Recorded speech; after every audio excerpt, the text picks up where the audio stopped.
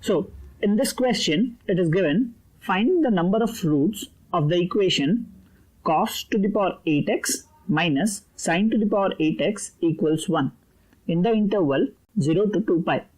So the options are given is 4, 8, 3 and 6. So the number of roots we have to find. So let's see how to approach to this question.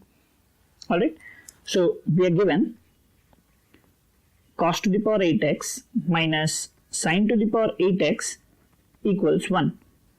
As you know, sin to the power 8x can be also written as, let's say, 1 minus cos square x raised to the power 4, that is equal to 1. So we have broken down sin to the power 8x as sin square x whole raised to the power 4, and sin square x is replaced over here with 1 minus cos square x.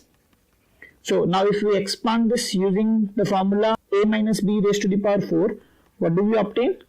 It will be cos to the power 8x minus 1 minus 4 times cos square x plus 6 times cos to the power 4x minus 4 times cos to the power 6x plus cos to the power 8x.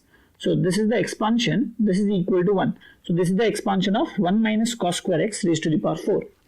Now if we remove the brackets, you get cos square x minus 1 plus 4 cos square x minus 6 times cos to the power 4x plus 4 times cos to the power 6x minus cos to the power 8x, and if we take this one to this side, so we get minus 1 equals 0. So if you look over here, so this is cos to the power 8x. So this cos to the power 8x and cos to the power 8x gets cancelled. Now if we arrange all the terms in the decreasing power of x, you get 4 cos to the power 6x minus 6 cos to the power 4x plus 4 cos square x minus 2 equals 0. So out of these terms, you can see a factor of 2 can be taken out. So you will be left with 2 times 2 cos to the power 6x minus 3 cos to the power 4x plus 2 cos square x minus 1 equals 0. So if you use the null factor law, you can say either 2 equals 0 or this expression inside the bracket is equal to 0. As 2 can't be 0, so we will equate this expression to be 0. So you get 2 cos to the power 6x minus 3 cos to the power 4x plus 2 cos square x minus 1 equals 0. So over here you can see you can take cos square x as some variable t. Alright, so we are taking cos square x as t.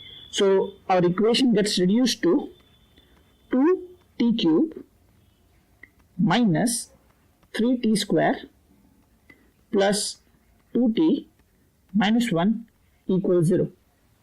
Alright, so this is the cubic equation and it's easy to factor it now. So let's copy this in the next page.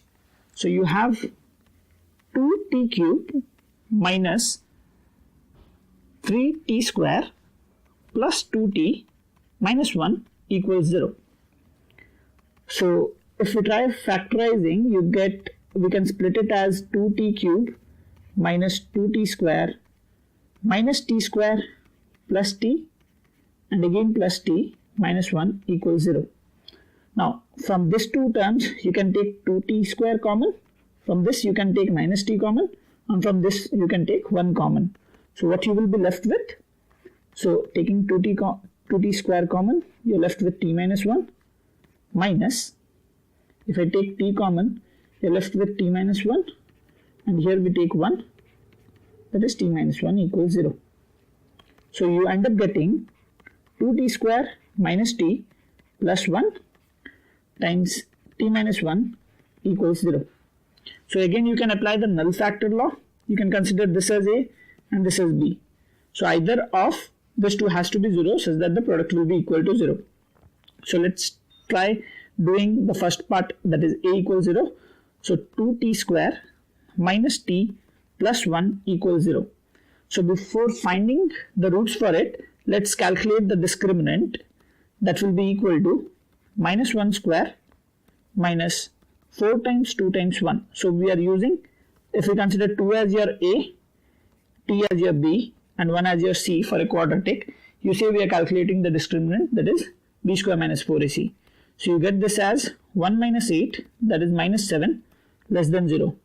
So as D is less than 0, you will say no real value of T is there. T exists. That means cos square x is not real. Alright. So you can say there is no solution on this part. So whereas if we solve for the second part, let's say we solve for t minus 1 equals 0.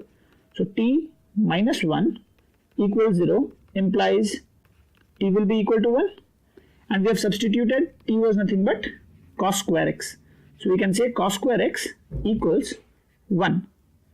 And this can be written as cos square n pi in general. Alright. And they have asked for solution in the interval 0 to 2 pi. So if you look over here, if I substitute the various integral values of n, you will get one value of it as 0, pi, and 2 pi. So in the given range or given domain, you can say the values are 0, pi, and 2 pi. So t minus 1 equals 0 gives you 3 solutions. And this part, that is the first part, does not give you any real solution. So you can say there are 3 solutions. Alright. So if we look at the options, you can say option C, that was 3, is the correct answer. Alright. Hope you like this video, and please do subscribe to my channel and stay tuned for interesting questions on mathematics. Thanks for joining.